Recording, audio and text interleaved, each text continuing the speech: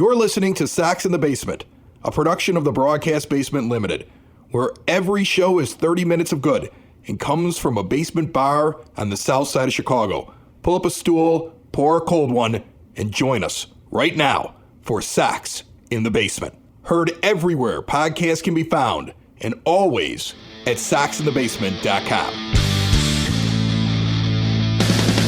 And belly on up to the 9-foot homemade oak bar. Pour yourself a cold one. My name is Chris. His name is Ed. This is Sox in the Basement. 30 minutes of Sox for fans, by fans. A couple of buddies sitting at my bar here in my basement on the south side. And it's all brought to you by Family Waterproofing Solutions. Look, if you want to protect your basement, your foundation, these are the people to call. Bowing walls, seepage, you got water coming in, you got an exterior wall that needs to be sealed. You need to get the water away with a yard drainage system. You need to clean the gutters. You need to have the sump pump looked at. The concrete is going up and down. It needs to be evened up, and you don't want to break it all apart. They can handle all of that and more. In fact, go to familydry.com, see what a difference a family makes, and see all that they can do to help you out.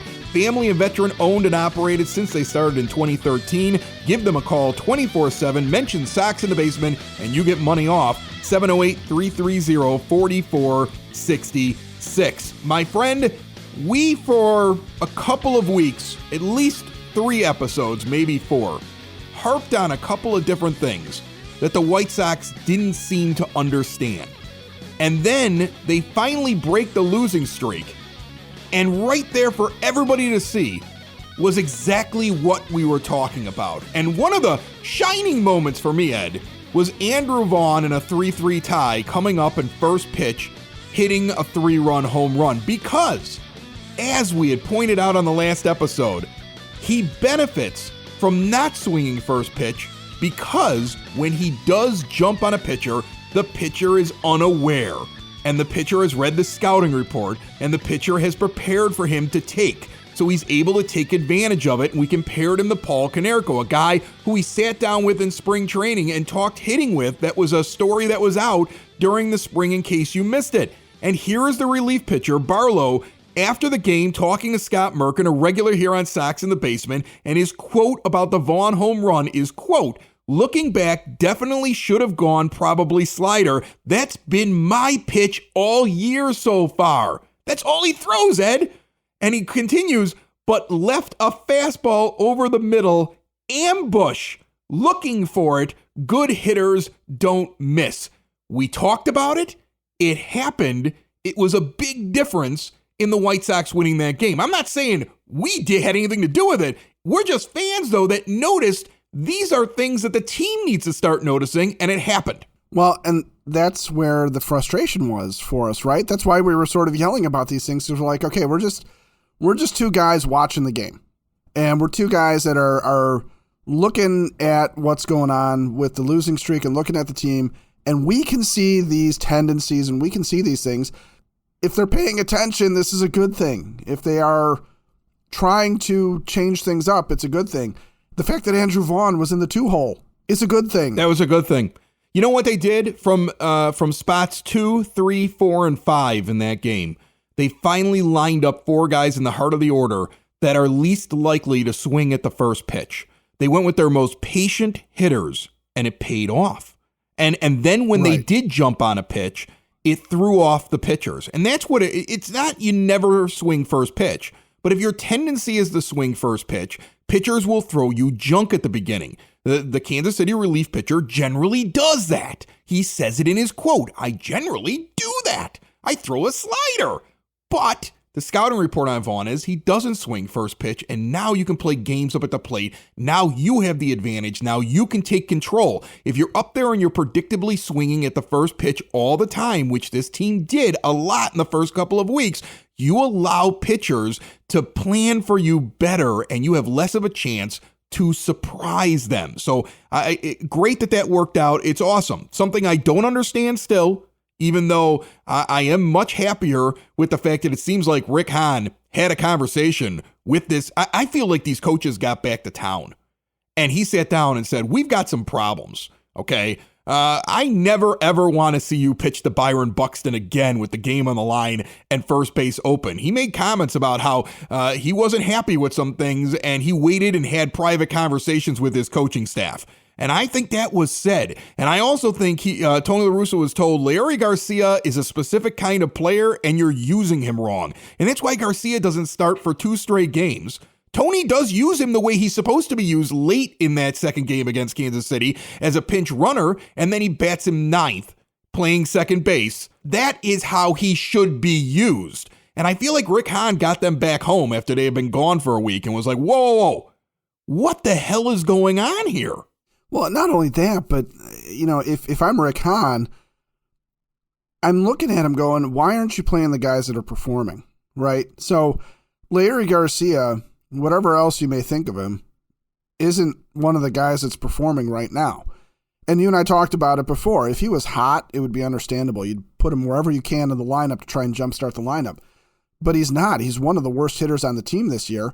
And it's well below his career norms. It's well below what he should be doing or what we would expect him to be doing. But still, if he's scuffling, why is he getting so much play over even somebody like, say, Danny Mendick, who is never going to be a starter on anybody's team, really? I mean, he is what he is at this point. And it's no disrespect to Danny Mendick, but he's a bench guy. And I would argue that I would play Danny Mendick at second base over Larry Garcia right now, based upon the way that he's played defense. And so would I. And I don't think that Tony ranks them in that order, but I would rank them in that order based upon what I've seen early on in the season and over their career. And what's crazy is we gave him $5.5 million, and Yolbert Sanchez just moved up to AAA and didn't miss a beat. Sox on 35th. Broke it down here this week and asked the question, how soon could he be here? And is he a long-term answer, or at least an answer this year at second base if they need it? Josh Harrison off slow, already dealing with an injury. They haven't been able to figure that out. And you sit there and you look at the contract they gave him. It doesn't make a lot of sense. And we always seem to come back to him. So I don't want to spend the rest of the show on Larry, but he's like a flashpoint for a bigger problem. It wasn't the perfect offseason that I thought they really could have had. They did make some mistakes on how they spent their money, and their manager hasn't respected certain players as much as he should and given way too much respect to others when he's filling out the lineup. Look, there is a use for Larry Garcia. I mean, what the heck? He gets a home run in Game 3 of this series against Kansas City, so he can do some things for you. But I don't know if I'll ever get Tony's lineups, ever. I almost have to just kind of accept that they're there and hope for the best. Gavin Sheets in Game 3 batting third because he's a left-handed hitter over AJ Pollock shows that Tony still just looks at what side of the plate the batter is standing on instead of what the player is capable of doing.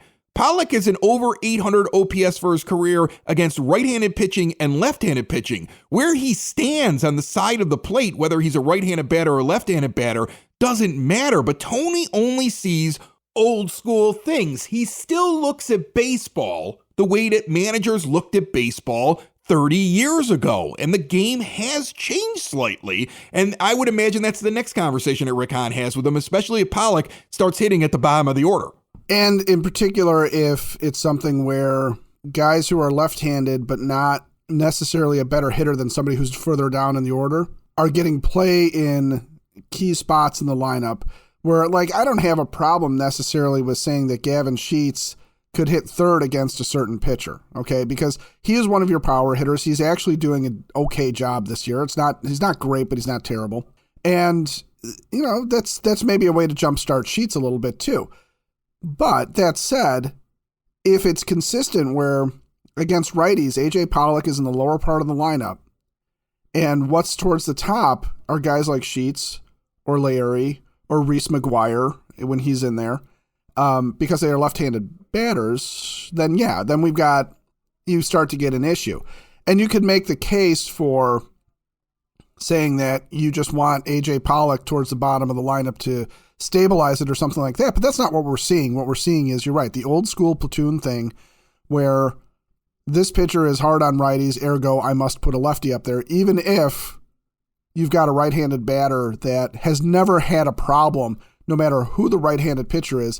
They've just been able to handle them throughout the course of a lengthy career, and the numbers are there to back it up. And that's what's key. Now, Also, for this particular game, I'm willing to concede that AJ Pollock looks a little rusty at the plate still. He hasn't picked it up from that little time off for the paternity leave and the hammy. So and that might be the right move. And that might be the only thing that saves that move. I get nitpicky with Tony because of the way that he's been over the first couple of weeks. I mean, look, I'm the guy that sat there last year and said I think that he can do a good job for this team. He's driven me nuts over the last month, and I think, like most fans, it takes a while to come down from that annoyance because it really has been kind of aggravating, I think, to watch some of his decision-making. Ed, we're going to get to our guest here in moments. Before we do, I want to remind people that before you go to the ballpark, the best value in town, a great place to start if you want to have a couple of drinks before the game, to get some food in your stomach so you're not running around trying to figure out what they have in the ballpark and what they don't have in the ballpark.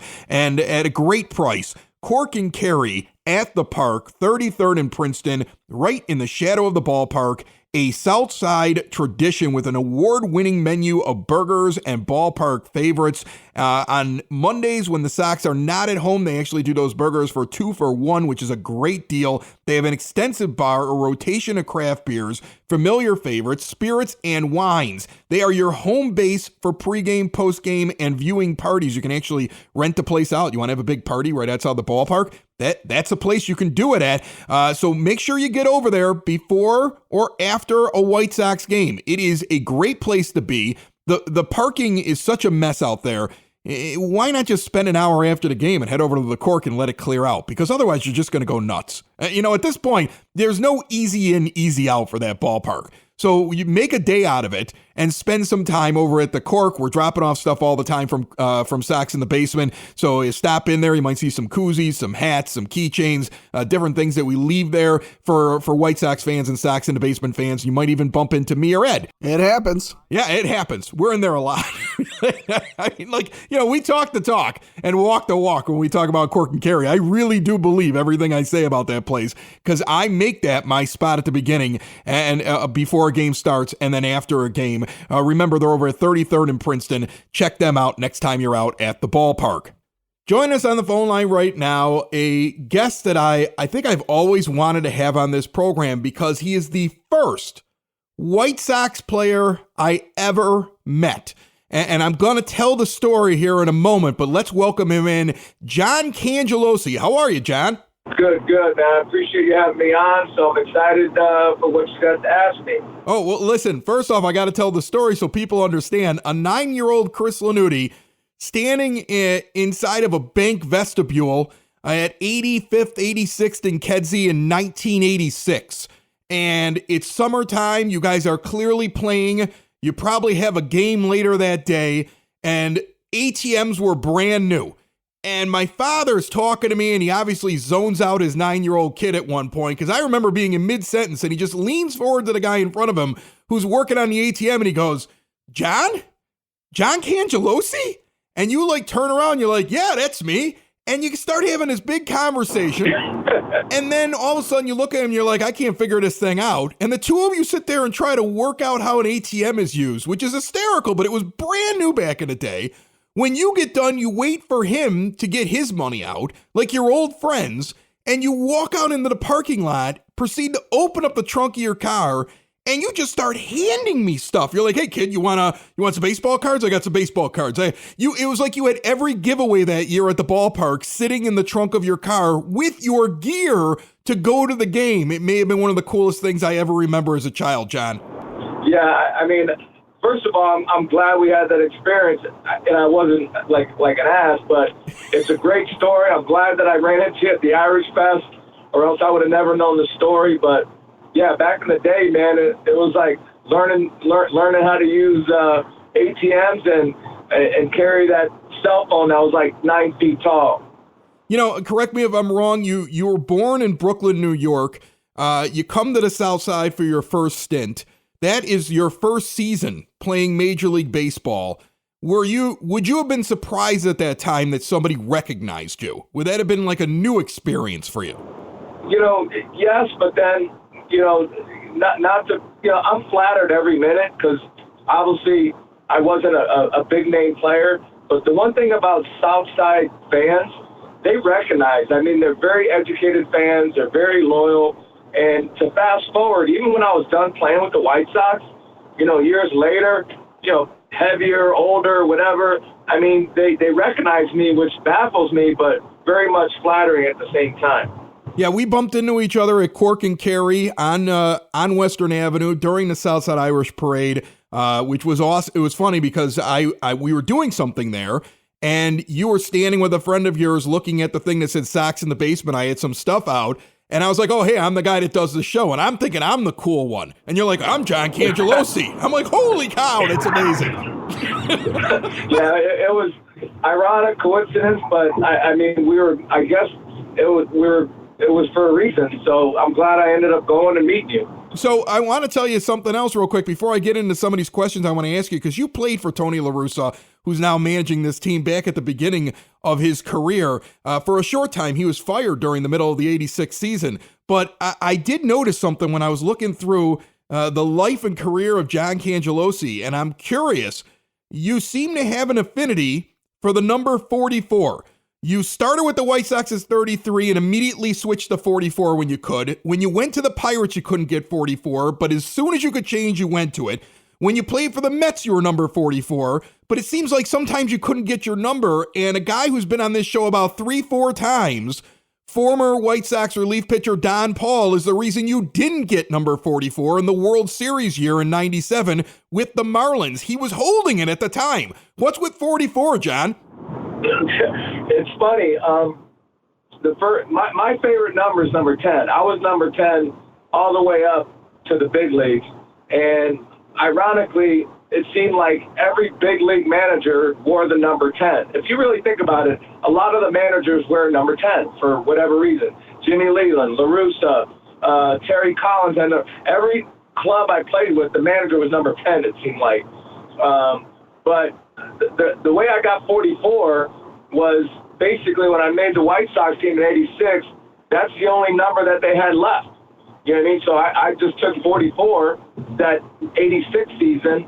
I was number 33 when I got called up for a stint in 85, but when I made the team, it was number 44. And then opening day, we're playing against the Angels, and I'm running my sprints before the game, and Reggie Jackson says, hey, kid, come here. I'm like, oh, shit, what is he going to tell me? He goes, hey, man, that's a big number to fill, right? And I'm like, hey, look, Reg, it was the last number. I got it. That's it.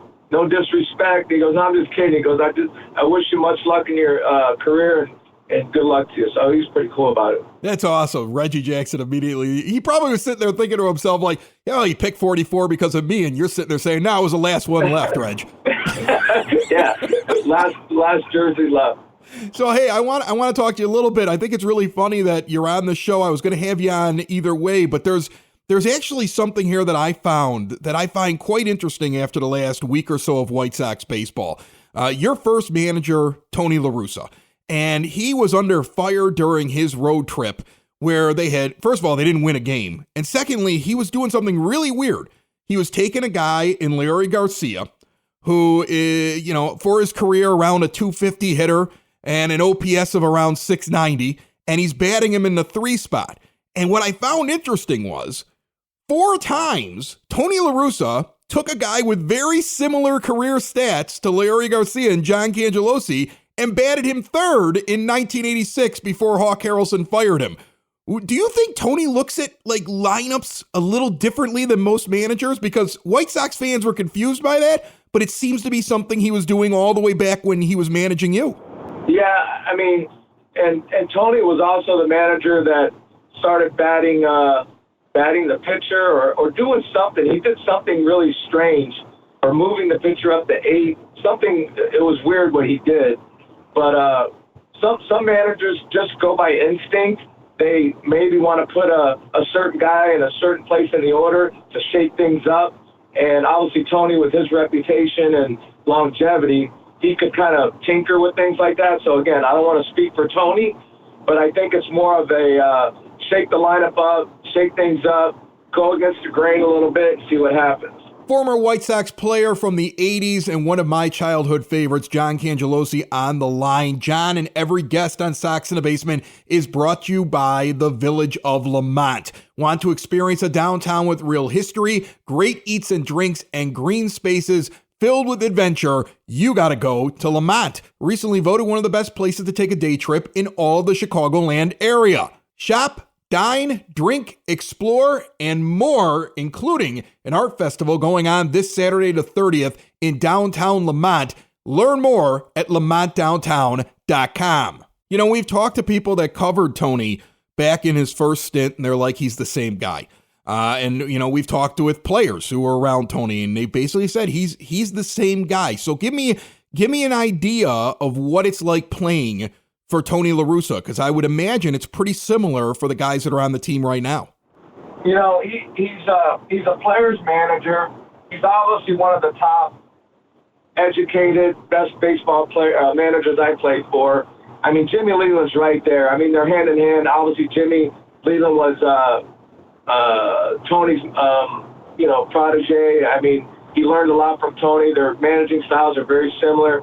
But Tony's one of the things that he does really well, along with Leland, is he makes everybody on the team feel like they got an important part. Meaning, your utility players really don't get the spotlight or the limelight, but they go out of their way to make them feel part of the team, which kind of, in essence, makes them belong and takes a little pressure off them as well. And the other thing that they do very well, from a percentage standpoint, is they put all their players in a position to be successful by percentages. It doesn't mean that they're going QB, but at the end of the day, like Leland used to tell me, like, hey, you're in this situation because I did my homework, and percentage-wise, I'm putting you in the best position possible to do the best. You know, so, I mean, Tony gave me my break. You know, when I broke in with the White Sox, I had Rudy Law in front of me, Daryl Boston. You know, I was third in line. They obviously made a big decision. They untendered. They let Rudy Law go to Kansas City. They sent Daryl Boston down to give me my opportunity, and I'm so grateful for Hawk Harrelson, Tony La Russa for giving me that opportunity. Yeah, and, you know, it's interesting to me. You get a quick couple of games in 85, and then you get that full season in 86, your rookie year. And then you go on to other teams. That was it for your time with the White Sox. You spent 4 years in Pittsburgh. You made stops in Texas and New York with the Mets and Houston and the Marlins in 97. You're an older ball player by ball player standards, 34 years old, and you're on a World Series team, and you get, like, I think a cup of coffee real quick with Colorado after that, and then that was a career. But you went to all these different places. You went to school down in Florida, and it seems like you're most associated with the White Sox, and you're around them a lot. What draws you to Chicago that, even though it was a very short time, that it seems like when people think of John Cangelosi, they're like Chicago White Sox? Yeah, I mean, once again, at the very beginning, it was kind of a huge story that I even made the team. But I think what happened was the south side of Chicago related to me because I'm a blue-collar kid that came out of nowhere, and they resonated with that, you know what I mean? And it stuck with them and obviously stuck with me.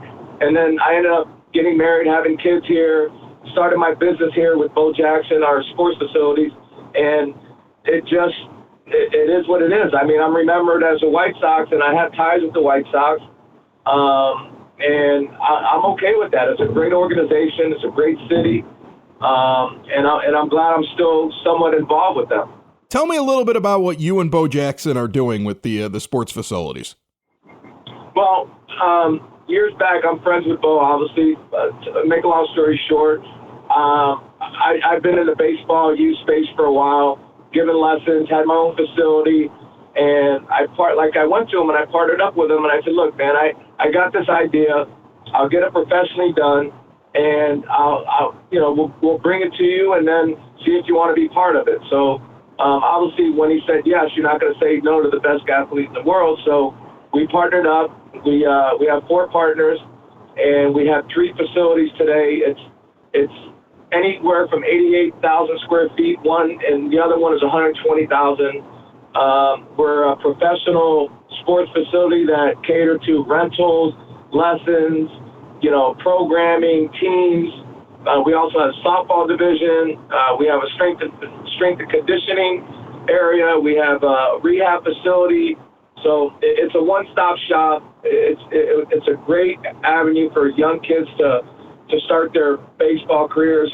You know, we're even doing softball camp or football camps now, so it's an area where you can get all your work done, become the best and the best that you can be, and we're in the business to change lives, you know? You were part of a team that won a World Series with the Marlins. You, I'm sure, keep track of what the White Sox are doing right now. Even though it's early in the season, a bump in the road over the last couple of weeks and an awful lot of injuries. As a fan, as a former player, looking at this team out of the gate, what are your impressions of it? What do you think the season's going to look like? What do you think about the angst that some fans have felt about the start of it, even though our Twitter account predicted 3 days ago in the middle of the really bad run there where they couldn't win a game, don't worry, they'll be in first place by the All-Star break. What do you think, John? I mean, I just feel they still have a lot of the winning components. They got a great manager. I still think they got momentum compared to like with last year. They got a great nucleus in that clubhouse. That's what they were missing for a long time as far as the players getting along with staff or whatever. But I see a different team. I wouldn't even worry about it. I mean, the leaders that they have in that clubhouse, you're all going to have like ups and downs. You know, maybe it's better they have it at the beginning of the season to, you know, just check themselves and say, hey, listen, you know, we can't just go out there and throw our gloves on the field. Let's get back to the old ways. Let's get our work in. You know, if you need extra work, let's get there. Change the mindset. You know, stay hungry. Stay in the moment, one game at a time. And I think they'll be fine. They're too good not to be fine. Awesome. John Cangelosi, he was really nice to this kid when I was 9 years old along Kedzie Avenue at about 85th, 86th and Kedzie at the bank. And he's really nice now, helping out a lot of kids, working with athletes and working with Bo Jackson and following the White Sox. He was only with the Sox for a year, really, and he's still really around the team. And I appreciate you jumping on Sox in the Basement and talking with us. Chris, anytime. Appreciate meeting you as well.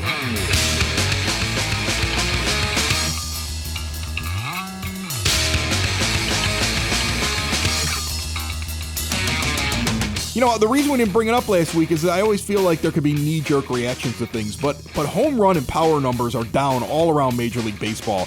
The White Sox are seeing a lot of hard-hit balls not get out of the ballpark. Andrew Vaughn had one, at least in this last series against Kansas City. Jake Berger had it in Game 1 that would have gotten out of most ballparks based upon where it landed, and it really should have gotten out of any ballpark the way that it came off the bat. The acceleration of the ball coming off the bat, the launch angle, it should have been out. And it seems like there's a drag on the baseball, right? Well, yeah, and that's what players are pointing to is that this is the opposite of the 2019 Happy Fun Ball, where in 2019, before the pandemic, everybody was hitting home runs. Guys like Kevin Biggio from Toronto, whose exit velocities are terrible. He's a light-hitting guy, but he was launching the ball all over the place. He's hitting it out everywhere. And it didn't make much sense. So they've changed the baseballs around again, tried to correct from the Happy Fun Ball days.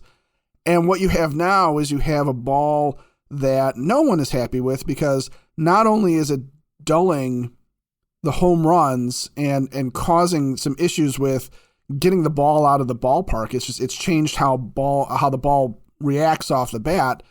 But you have somebody like Chris Bassett after the Mets and Cardinals get into that beanball war where... I think what he said was basically it's one kind of ball for the first and second inning, then it becomes a terrible ball in the third. In the fourth inning, all of a sudden you're back to a better ball.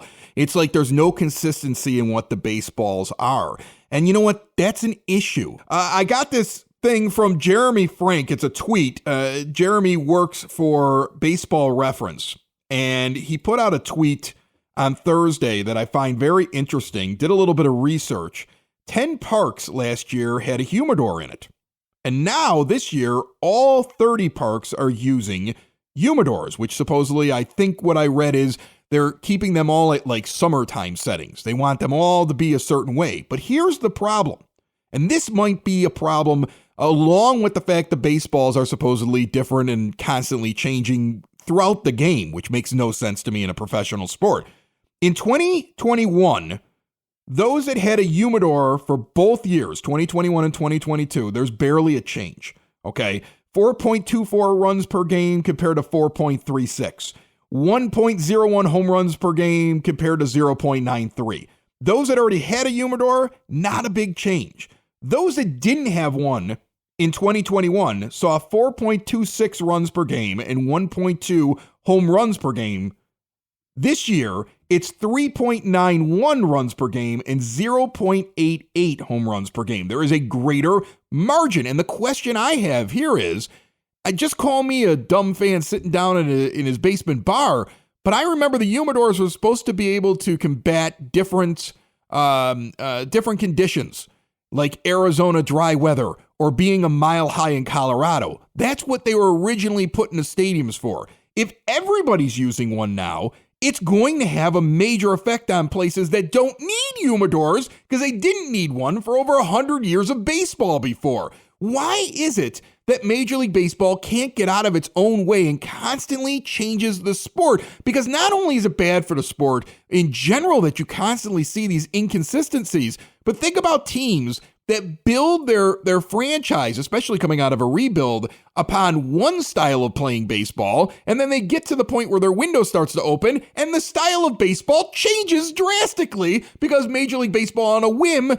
does something weird with the baseballs or gives everybody a humidor. Legislate it when you actually have the fix in place. And what I think baseball's problem has been is that they legislate before they have the answer, and then they say we're working on the answer, and they don't sometimes get to that point. They never quite get to the fireworks factory. Listen, another thing I want to ask you is A or B? Andrew Vaughn without a mustache or Andrew Vaughn looking just like Ron Karkovice? Which do you prefer? In life, if you can look like Ron Karkovice, you go for it. Sox in the basement. Sox in the basement. Sox in the basement. Sox in the Basement. Heard everywhere podcasts can be found and always on soxinthebasement.com.